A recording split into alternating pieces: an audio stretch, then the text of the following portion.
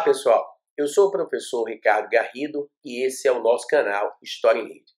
Estamos aqui hoje para falarmos sobre um tema que tem aparecido com uma frequência bastante intensa na mídia, que é a questão da Síria, a guerra na Síria ou a crise humanitária na Síria.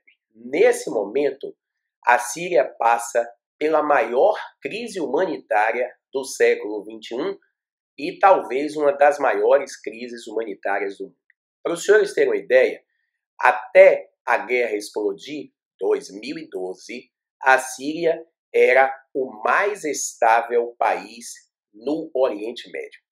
A Síria tinha o maior IDH do Oriente Médio, a Síria não tinha problemas étnicos, nós vamos lhes mostrar, a Síria não tinha problemas étnicos, a Síria era um país invejado no cenário do Oriente Médio. A capital da Síria, a cidade de Damasco, era o centro cultural do mundo islâmico desde o Império Otomano. Então a cidade de Damasco sempre teve uma importância substancial para a história do povo islâmico, para a história da Síria recente e da Síria, ao longo dos anos, para a história do islamismo. Ora, há de se perguntar por que o país que tinha o melhor IDH do mundo árabe, o país que tinha o maior padrão de vida do mundo árabe, apesar, não podemos deixar de registrar, de ser governado por uma ditadura. O clã dos Assad, primeiro o Assad pai, agora o Assad filho, Bashar al-Assad, eles estão no poder desde 1975. O Assad pai, de 1975 até 2000. E o Bashar al-Assad, o Assad filho, está no poder de 2000 a 2017. Então, o clã dos Assad encontra-se no poder desde 1975. De lá para cá, a Síria vem vivenciando melhoras substanciais no IDH, melhoras substanciais na qualidade de vida. A Síria vem vivenciando conquistas sociais bastante substanciais, apesar de ser governado, insisto, por um regime ditatorial.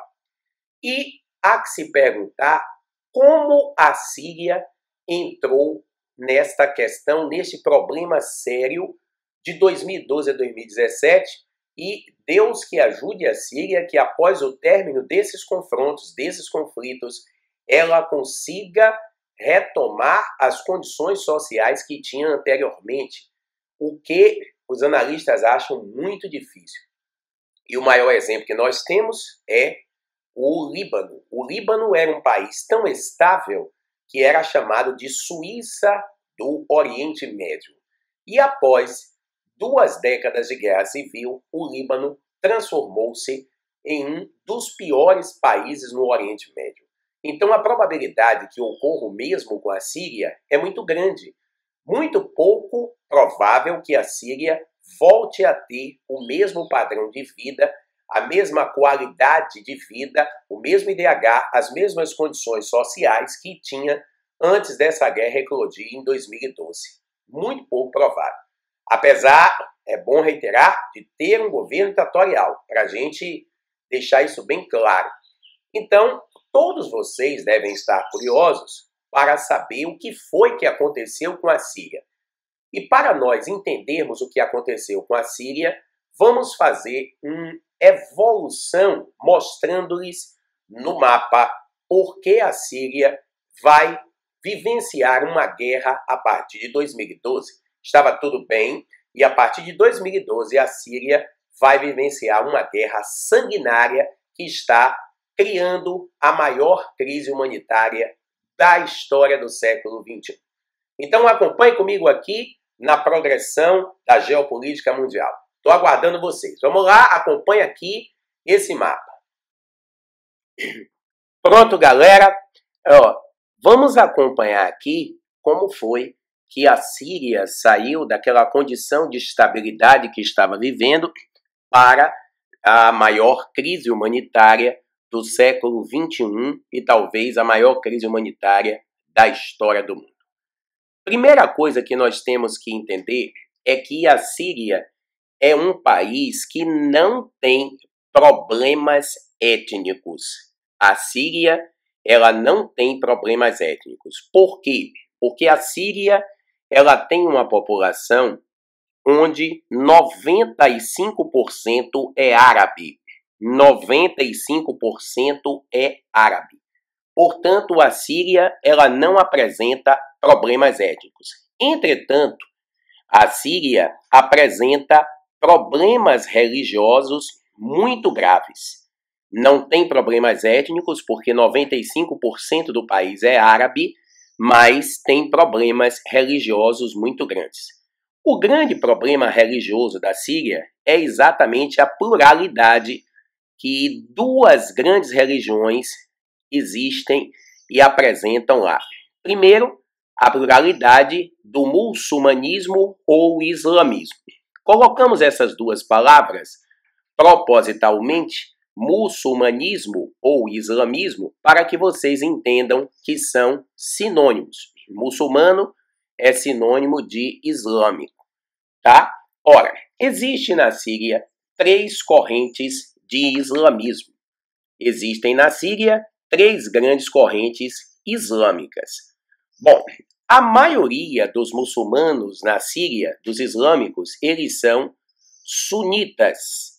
A maioria dos islâmicos são sunitas. Existem também islâmicos que são xiitas e existem islâmicos que são alauítas. Essas são as 3 ramificações existentes do islamismo ou muçulmanismo na Síria. A maioria do país sunita, existem muçulmanos xiitas e existem muçulmanos alauítas. Nesse momento, quem está governando a Síria são os Assad. E a dinastia Assad, tanto o pai quanto o filho, são alauítas. Os alauítas governam a Síria desde 1975. De 1975 até 2000, o Assad pai. De 2000 a 2017, o Assad filho.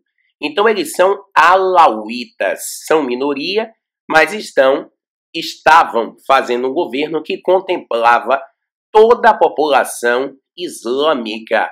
Apesar de ser um governo ditatorial, era um governo que dava condições de vida agradáveis à população, IDH melhor do Oriente Médio, padrão de vida melhor do Oriente Médio. Essa é uma questão religiosa. Guarde isso: islamismo, muçulmanismo e as 3 grandes correntes. Outra questão religiosa está ligada ao cristianismo. Existem também, assim como nós vimos no islamismo, 3 correntes. No cristianismo, nós temos na Síria 3 correntes cristãs. Os católicos, que é uma vertente do cristianismo muito forte aqui no Ocidente. Nós, no Brasil, por exemplo, somos católicos apostólicos romanos. Os ortodoxos, que é uma vertente de catolicismo muito forte na Rússia e na Grécia. O catolicismo ortodoxo, ele não reconhece a autoridade do Papa como os católicos apostólicos romanos. O grande líder do catolicismo ortodoxo é o patriarca da Grécia e da região da Rússia, de Moscou. E a maioria dos cristãos na Síria são cristãos maronitas. Os cristãos maronitas, eles reconhecem, assim como os católicos, os maronitas reconhecem a autoridade do Papa. A grande diferença entre os católicos e os maronitas é que os maronitas defendem que os cultos devem ser feitos na língua aramaica. O aramaico era a língua que se falava na época de Jesus. Então, os maronitas defendem que os cultos devem ser feitos em aramaico. E quando a gente fala cultos, não estamos nos referindo apenas a missas. Estamos nos referindo a batizado, a casamentos. Tudo isso deve ser feito em aramaico, que são as raízes do cristianismo. Então, esses são os 2 grandes problemas religiosos da Síria: o islamismo, as três grandes vertentes, relembrando que quem está no poder são os alauítas, os Assad, os sunitas são maioria, e o cristianismo, os maronitas são maioria. Ok. Dito isso, sabemos que a Síria tem esse mosaico religioso, e apesar desse mosaico religioso, a ditadura Assad conseguia manter o país sob rédeas curtas por conta da ditadura. Vamos buscar entender como a guerra chegou à Síria. Esse mapa nos dá uma dimensão bacana do Oriente Médio. Aqui nós temos a Síria, o país que estamos falando nesse momento. Aqui está a Síria e aqui está o Iraque. Ora, o problema da Síria tem duas origens. Primeiro, o 11 de setembro, que gerou como desdobramento o bombardeio americano ao Iraque, e, em segundo lugar, em 2011, a Primavera Árabe. Ora, no 11 de setembro, os Estados Unidos até ensaiaram colocar a Síria como um dos responsáveis, mas não conseguiram. Mas o Iraque, como todos sabemos, foi alvo de ações imperialistas norte-americanas. Os Estados Unidos bombardearam o Iraque para derrubar a rede de terror Al-Qaeda, que aqui dentro era representada por uma célula chamada ISIL, Estado Islâmico para a Síria, do Iraque e Levante. ISIL é Estado Islâmico do Iraque e Levante. Recomendo que vocês assistam lá no nosso canal, História em Rede, a origem do Estado Islâmico. Tem lá vídeos sobre o Estado Islâmico, assistam-nos para que você tenha uma noção como surgiu esse grupo terrorista sunita, um dos maiores grupos terroristas do mundo e que nesse momento está perdendo espaço territorial. Quando os Estados Unidos deram a guerra por terminada, e eles deram a guerra por terminada muito por conta da crise econômica, eles abandonaram o Iraque ao léu da sorte. Como eles abandonaram o Iraque? O abandono ao Iraque, tudo isso está bem explicadinho, galera, aqui no canal História em Rede, no vídeo sobre o Estado Islâmico. Os Estados Unidos, então, abandonaram o Iraque, e quando eles abandonaram o Iraque, deram a guerra por encerrada, eles deixaram uma vacância de poder. A célula terrorista da Al-Qaeda, o ISIL, vai criar ramificações aqui no norte do Iraque, e essas ramificações transformaria, no ano que Bin Laden morre, em 2012, o ISIL no Estado Islâmico, ou ISIS, Estado Islâmico para a Síria ou Iraque. O Estado Islâmico tem um programa, um projeto político de criar um califado que vai controlar todo o Oriente Médio, o norte da África e a Península Ibérica. E faz parte das pretensões desse califado o controle da Síria. Porque o califado, o pretenso califado islâmico do Estado Islâmico do ISIS, quer controlar a cidade da Síria. Porque, como eu disse agora há pouco, a Síria é uma espécie de epicentro da cultura do islamismo por conta da cidade de Damasco. Damasco sempre foi a capital, uma das capitais do antigo Império Árabe, do Império Otomano. Então, esses rebeldes, esses terroristas que estavam armados pelos armamentos que os norte-americanos deixaram na região iraquiana. Eu não sei se os senhores sabem, mas quando as grandes potências dão a guerra por encerrada, elas largam boa parte dos armamentos no local invadido. No caso, os Estados Unidos deixaram os armamentos no Iraque. Claro, era uma estratégia de Obama. Obama queria tirar os Estados Unidos da crise econômica mundial e deixando os armamentos no Iraque, óbvio, os Estados Unidos vão precisar recompor o seu arsenal.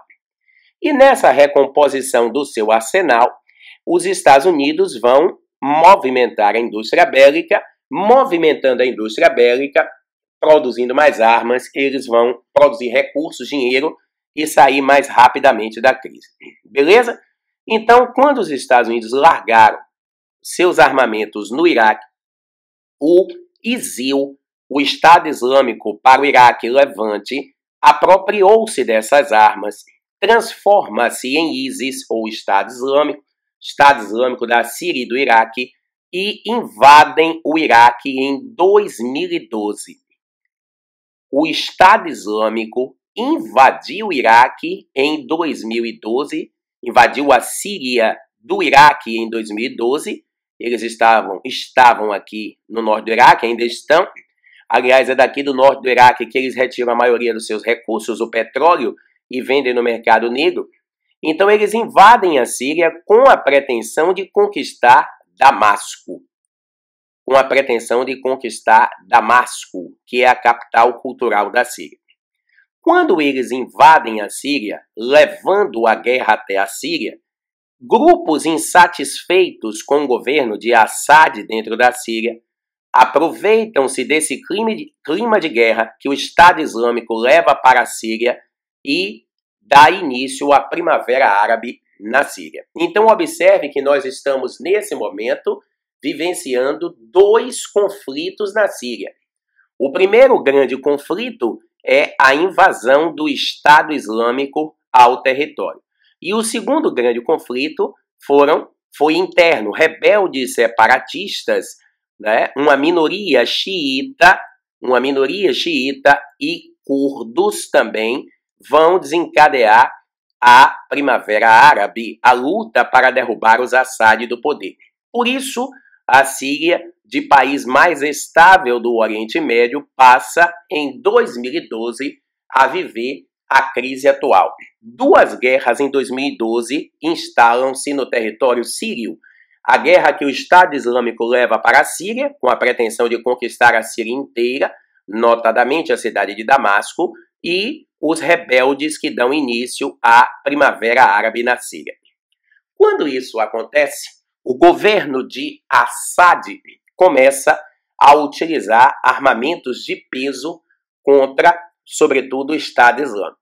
E um dos bombardeios que o Assad fez, ou que supostamente Assad fez, foi um bombardeio químico à região de Damasco, próxima à região de Damasco, onde o Estado Islâmico estava já na cidade de Palmira, uma cidade histórica, onde eles destruíram monumentos históricos de 4.000 anos atrás.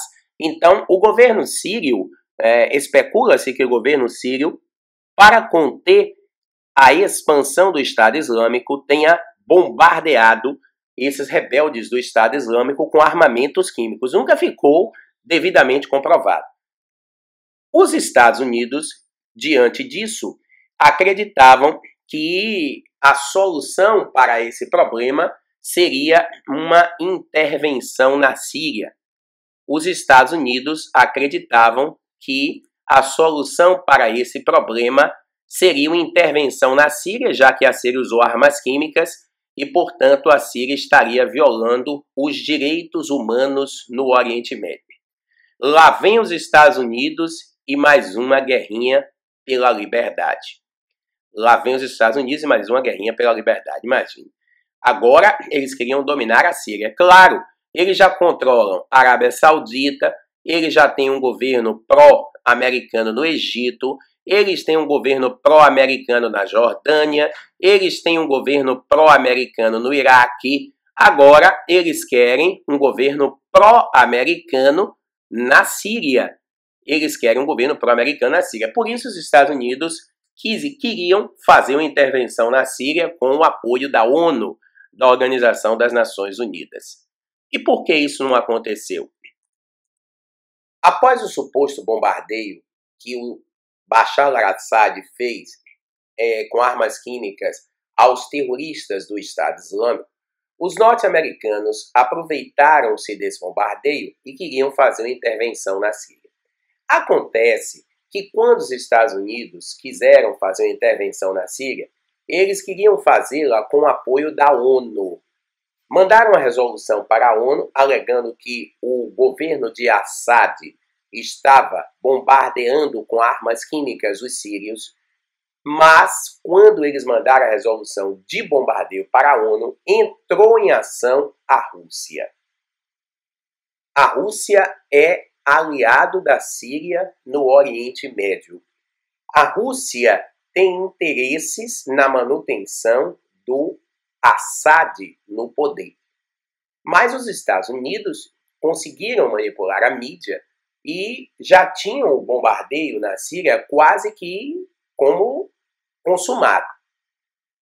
O que aconteceu? Por que os Estados Unidos não bombardearam a Síria? Numa declaração na época do secretário de Relações Exteriores do governo Obama, o John Kerry, que foi candidato a presidente e perdeu, ele estava dando entrevista sobre as prováveis intervenções norte-americanas na Síria. Quando ele foi perguntado por um jornalista, ele foi perquirido, se havia alguma chance dos Estados Unidos não bombardear a Síria. Ele disse sim, existe. Essa chance, a chance de nós não bombardearmos a Síria é se Assad entregar todas as armas químicas que possui para a ONU. É lógico, na hora que ele falou isso, ele falou em tom de pilhéria, de gozação, como quem diz assim, não, Assad não vai entregar as armas, portanto não há probabilidade da Síria não ser bombardeada. Quando ele falou isso, internacionalmente, a Rússia, que é aliada da Síria, apegou-se nessa questão, obrigou Assad a entregar parte do seu arsenal químico, ou seu arsenal químico na integralidade, e quando o Assad entrega o seu arsenal químico, nesse momento a Rússia tem a sua primeira vitória diplomática. Então a Rússia conseguiu impedir que a Síria fosse bombardeada pelos Estados Unidos nesse momento. Então a manobra do Vladimir Putin foi muito hábil. Ele impediu que a Síria nesse momento fosse bombardeada. A grande questão é por que a Rússia tem interesses em manter Assad no poder. Esse é outro detalhe. Esse é outro detalhe muito interessante. Por que a Rússia interveio nesse conflito e tem vencido até então, querendo que Assad se mantenha no poder? Na verdade, o interesse da Rússia é manter o controle geopolítico que ela tem sobre o porto de Tartus, no mar Mediterrâneo. Que diabo é isso, Garrido? Porto de Tartus no mar Mediterrâneo? Esse é o grande X da questão. Você precisa entender aonde está o porto de Tartus para que você entenda as razões pelas quais a Rússia não quer deixar o Assad sair do poder. O Assad é um governante pró-Rússia. Os Assad, a dinastia Assad. O interesse no porto de Tartus. Mais uma vez, convido-os para irmos à geopolítica e entendermos a importância do porto de Tartus para a Rússia. Vamos lá, acompanhe aqui esse mapa agora. Bom, então pessoal, nesse mapa nós vamos compreender mais detalhadamente as razões pelas quais a Rússia interveio na guerra na Síria. Lembre-se que nesse momento nós estamos vivendo na Síria dois conflitos. O Estado Islâmico, que invadiu a Síria, interessado em dominar Damasco, já estava, como eu disse, nessa cidade, em Palmira, quando o Assad bombardeou, supostamente com armas químicas, os rebeldes do Estado Islâmico. O Estado Islâmico já estava dominando Ramá, tá? E o Estado Islâmico caminhava em direção a essa região, essa área aqui, ó, que eu estou passando com a setinha, que eu quero que vocês tenham muita atenção. O porto de Tartus, veja, o porto de Tartus está no litoral do mar Mediterrâneo e esse porto de Tartus é uma base russa desde que a Rússia era a União Soviética. E não é só uma base econômico-comercial, é uma base militar também. Essa região, o controle que a Rússia tem sobre o porto de Tartus é um controle muito importante porque do porto de Tartus a Rússia tem acesso ao mar Mediterrâneo e aqui ao Ocidente e à Europa. E como esse porto é um porto também militar, aqui em cima nós temos a Turquia, que é um país pró-americano, abriga uma base americana. Portanto, o porto de Tartus, geopoliticamente, economicamente, é extremamente importante para a Rússia. Por outro lado, os Estados Unidos defendem a invasão da Síria para não só a Síria se libertar do governo de Assad, mas para libertar o porto de Tartus do domínio russo. É uma influência a menos do imperialismo russo. Quando isso ocorre, o governo de Assad entrega as armas químicas e a Rússia percebe que o Estado Islâmico já tinha tomado Palmira, estava tomando Ramá, Alepo. A proximidade do Estado Islâmico do porto de Tartus era grande, a Rússia interveio na guerra.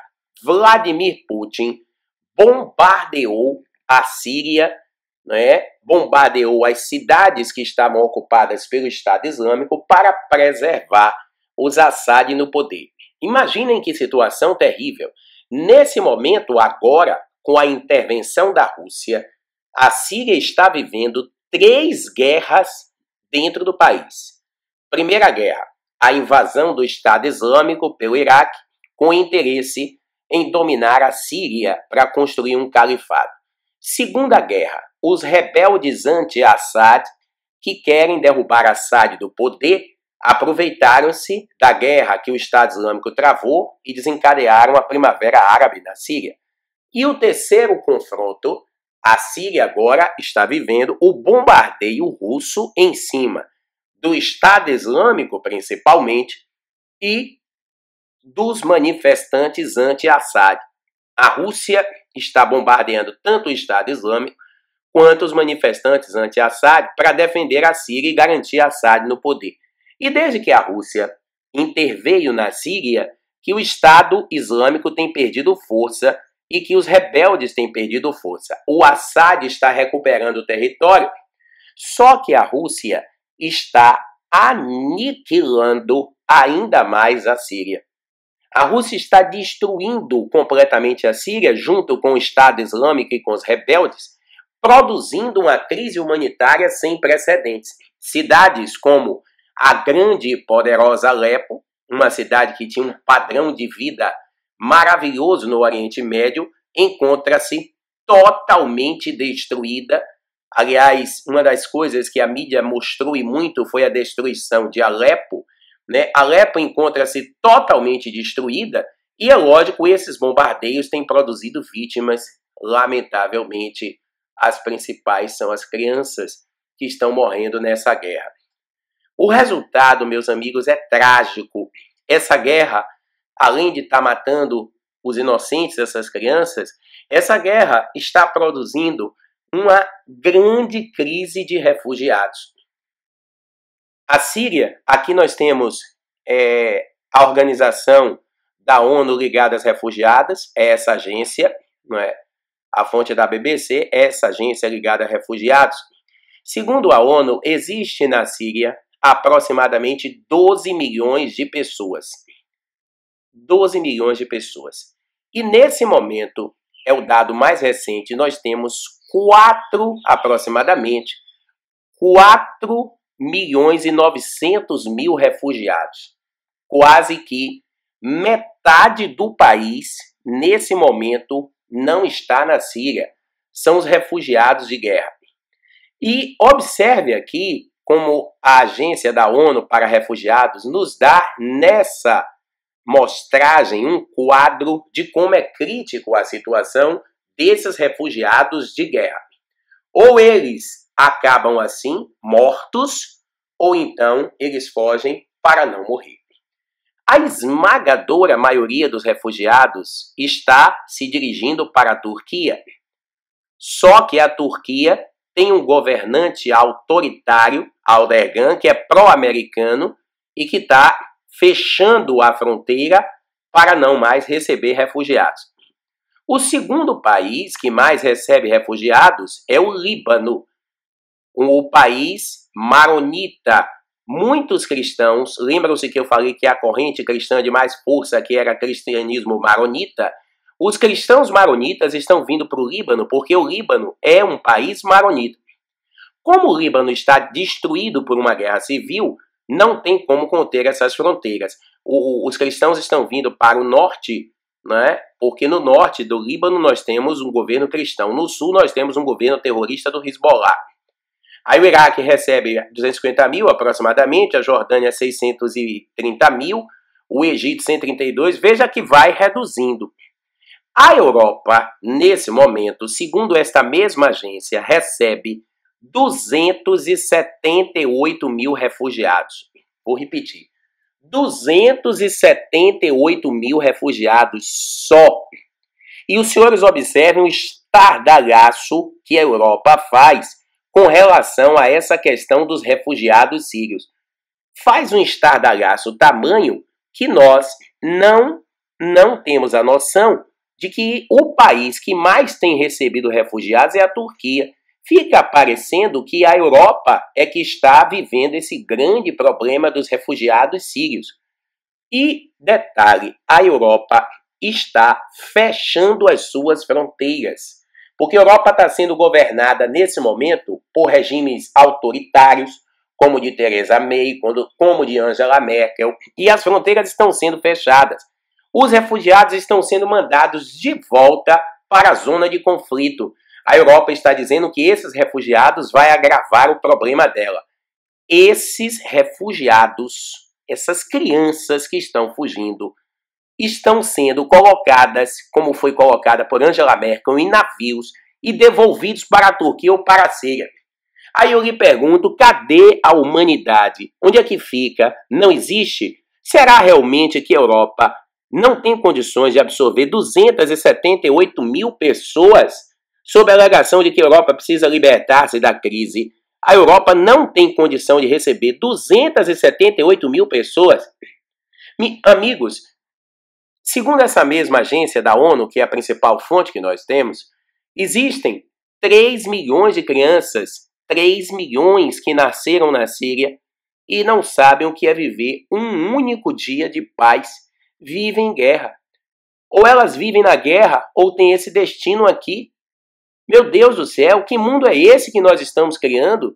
E a Europa não tem condições de receber esses refugiados?